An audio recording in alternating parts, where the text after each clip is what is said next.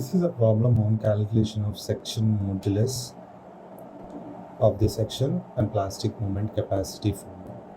So, of course, we know that plastic section modulus is represented with ZP.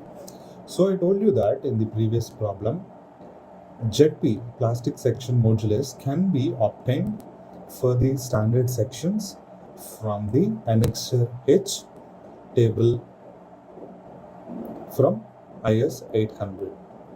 So instead of that, if you wanted to calculate ZP, you can just do that. It is a simple process. Okay, so let me show you.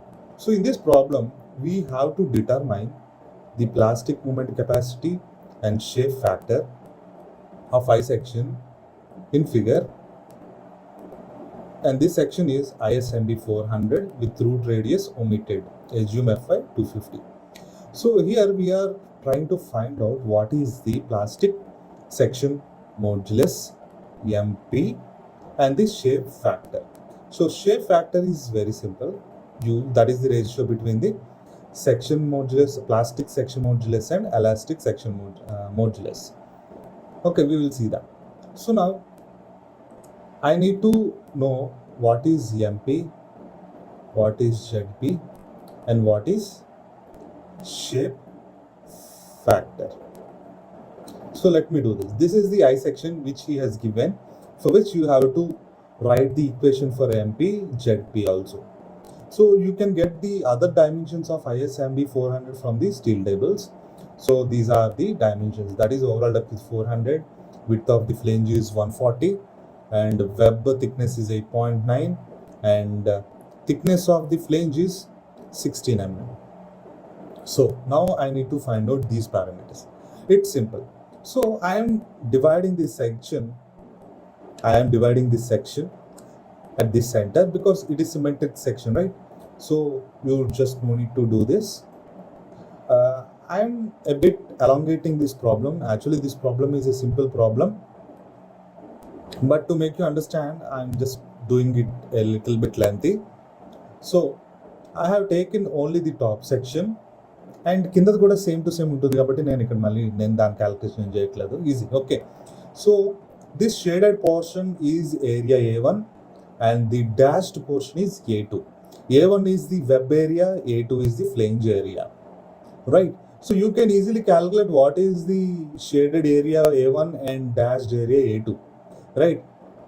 So from this figure you can say that this is 200 mm and thickness of the web is 8.9, so 200 into 8.9 will give you the A1, and remaining is top width of the flange is 140, but you have to take away the thickness of the web 8.9 into 16. This is the area. So now, what is the distance between the axis that is passing through the centroid, that is this ZZ axis, to the flange and web portions areas? Okay, so see here, web center, this is the center. So Y1 is the distance. What would be the Y1? 200 by 2, 100 mm. So what will be the Y2? See, from top to bottom it is 200. Ikkadante, this is the section, this is the place. So what is this value? This is 8 mm. So you have to take 200 minus 8. So 200 minus 8, 192 mm. So it is simple. Okay. So now, let me calculate what is the area being taken by. Now, let me calculate what is the area being taken by. Now, let me calculate what is the force being taken by the web and the flange. So, how do you get that? Area of the web, A1 into Fy, and area of the flange into 250 will give you the force acting on flange, F2. So, this figure will help you to understand here. See, this is the force F2, a compressive force acting on the top flange, and the remaining web portion on the top is going to experience a compressive force of F1. And at the same time, below layers will be subjected to tension, and therefore the direction would be in the opposite direction. This is F2 because of the force on flange, and F1 force in the web below the neutral axis. So now what I wanted to do is I need to find out what is MP. So how do you find out the plastic movement MP? It is simple. You have seen this same philosophy in your RCC also. That is the force acting into lever arm. So there are two forces, right? So you individually write them. So what is F1? F1 into what is the distance between F1 from the neutral axis? It is Y1, right? So 2 times of Y1 again, because you have to put this, right? This is Y1, this is Y1, 2Y1. And similarly, F2 into Y2. This is Y2 and this is Y2 again, Y2, 2Y2. So on substituting, you get MP is equals to this. So now you are able to calculate what is the plastic movement capacity of a section, right? So now I need to calculate what is the ZP also. How do you get that? We have seen earlier that MP is equals to Fy into ZP. Of course, here we are not using the section modular, partial factor of safety. And on calculation, you are going to get 1.16 into 10 to the power of 6 mm cube. And of course, compare this value from the code book, right? So I have compared this value in the code book. The section modulus of that particular section is around 1.17618 into 10 to the power of 6. So I got 1.162.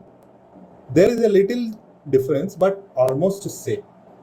And this a little higher. Okay, the section modulus I got from the code book is little bit higher due to the additional material at root. Shape factor. So shape factor is nothing but the ratio between the plastic section modulus to elastic section modulus. You know that ZE, elastic section modulus, is nothing but the moment of inertia of the complete I section divided by Y, where Y is equals to D by 2, right?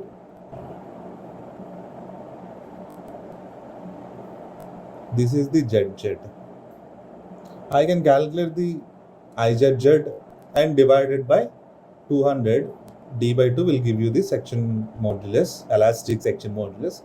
Or of course, you can take it from the code book directly for that given section.